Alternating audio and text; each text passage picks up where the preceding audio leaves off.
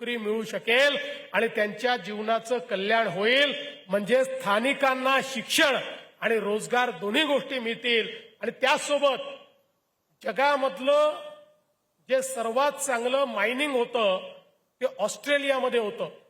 ऑस्ट्रेलियातल्या mining universities जगातल्या उत्तम युनिव्हर्सिटी मानल्या जातात आणि म्हणून ऑस्ट्रेलियाच्या कर्टन युनिव्हर्सिटी जी मायनिंग मधली जगातली पहिल्या 5 मधली युनिव्हर्सिटी आहे, त्या युनिव्हर्सिटी सोबत आपल्या गोंडवाना युनिव्हर्सिटीने टायअप केला आणि जॉईंट कोर्स सुरू केला आणि आता आपली मुलं अर्धा काळ गडचिरोलीमध्ये आणि अर्धा काळ ऑस्ट्रेलियामध्ये शिकतील।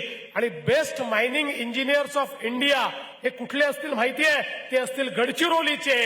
गडचिरोलीतनं देशातले बेस्ट मायनिंग इंजिनियर्स हे आपण तयार करणार आहोत।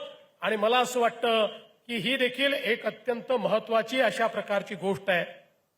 हे सगळं करत असताना मला सगळ्यात जास्त जर कुठली गोष्ट आनंदित करत असेल तर श्री प्रभाकरन आणि लॉयड कंपनीचा जो अप्रोच आहे की केवळ स्वतः करता नाही, केवळ स्वतःच्या संपत्ती करता नाही, तर समाजाला सोबत घेऊन चाललं पाहिजे।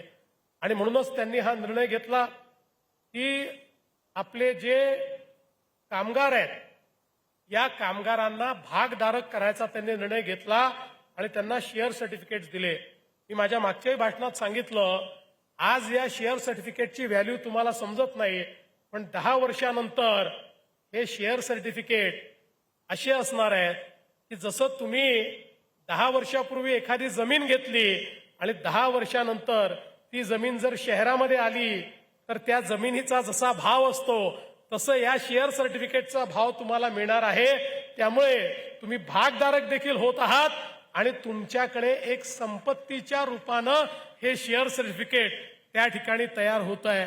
आणि त्याचसोबत इथल्या समाजाकरता देखील त्यांनी हॉस्पिटल असेल, शाळा असेल, हे जे काही निर्माण करण्याचा निर्णय घेतला, आज आपण त्याचं देखील भूमिपूजन केलेलं आहे। आणि मला अतिशय आनंद आहे की त्या माध्यमातनं उत्तमात उत्तम शिक्षण आणि चांगल्यात चांगलं आरोग्य हे आपल्याला या ठिकाणी प्राप्त होणार आहे। खरं म्हणजे महाराष्ट्र सरकारमध्ये आम्ही संपूर्ण महाराष्ट्रातल्या प्रत्येक व्यक्तीला त्या ठिकाणी आरोग्याकरता 5 लाख रुपयाचा विमा दिलेला आहे। 5 लाखापर्यंत त्याला कुठलाही उपचार हा मोफत घेता येतो। पण हा जर घ्यायचा असेल तर त्याकरता ज्या ठिकाणी हॉस्पिटल्स आहेत तिथे तर तो घेणं सोपं आहे, पण जिथे हॉस्पिटलच नाही या ठिकाणी ते कसं घेतलं जाणार आहे? पण आता हे जे काही लॉयड्स हॉस्पिटल आलेलं आहे, या हॉस्पिटलमुळे आमची योजना देखील आम्ही तिथे सुरू करू आणि त्या ठिकाणी जे आपले पेशंट आहेत त्यांना 5 लाखापर्यंतचा जो इलाज आहे तो त्या हॉस्पिटलमध्ये मोफत देण्याचं काम हे राज्य सरकारच्या माध्यमातून आम्ही करू, जेणेकरून आमच्या गडचिरोलीतल्या सामान्य लोकांना मोठ्या प्रमाणात या मल्टी स्पेशालिटीच्या माध्यमातून इतरत्र जाण्याची आवश्यकता पडणार नाही।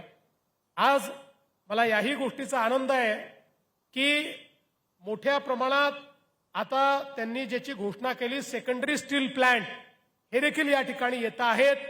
त्यामुळे निश्चितपणे जे स्टील क्लस्टर आहे हे या ठिकाणी निर्माण होणार आहे आणि आपलं स्वप्नही तेच आहे। प्रभाकरन जे म्हणाले आपल्याला ग्रीन स्टील बनवायचं आहे।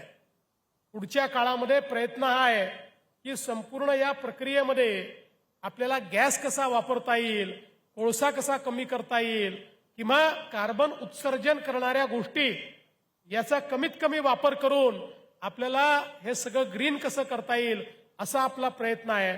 आणि त्यासोबत चीनपेक्षा उत्तम आणि कमी किमतीचं, म्हणजे किमतीत कमी पण दर्जात उत्तम अशा प्रकारचं स्टील हे आमच्या गडचिरोलीत कसं तयार होईल हाच आपला प्रयत्न आहे।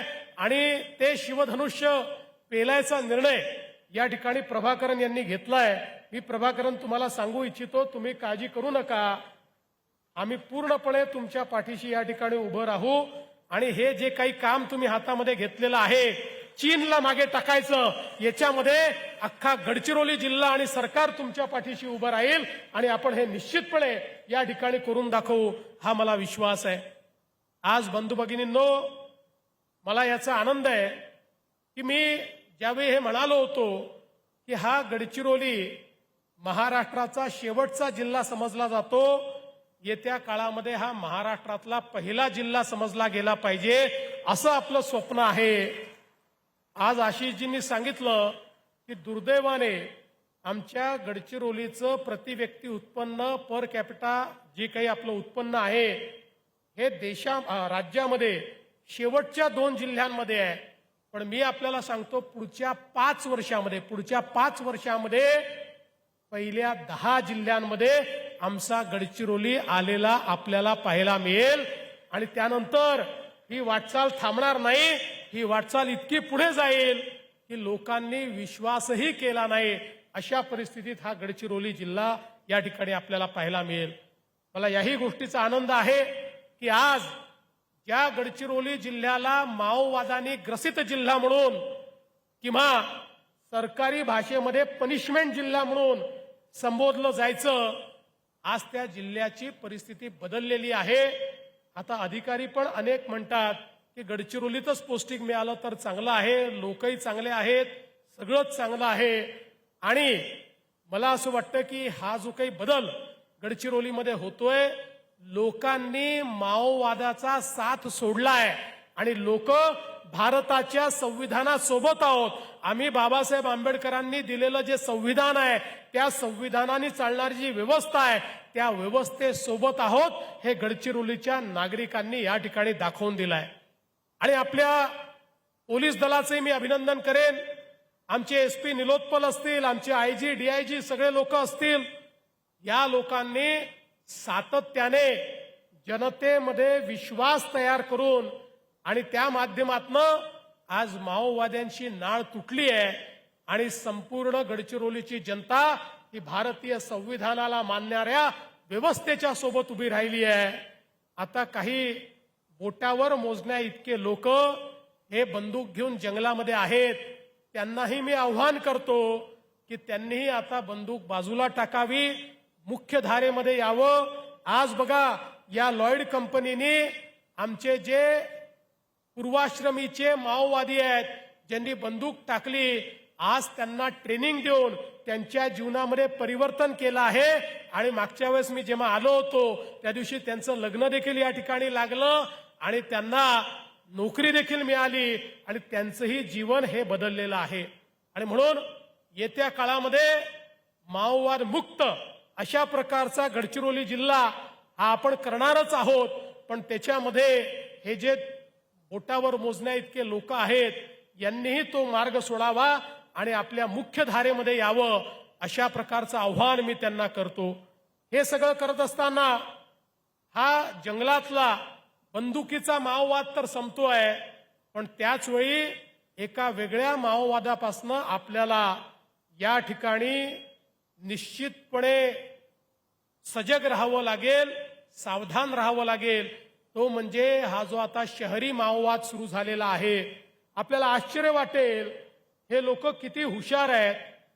जसं गडचिरोलीचा विकास सुरू झाला आणि आपण या ठिकाणी भूमिपूजन केलं, दुसऱ्या दिवशी सोशल मीडियामध्ये काही पोस्ट चालल्या की गडचिरोलीमध्ये आदिवासींच्या जमिनी हिसकावून घेतल्या गेल्या, आदिवासींना त्या ठिकाणी मारून टाकण्यात आलं.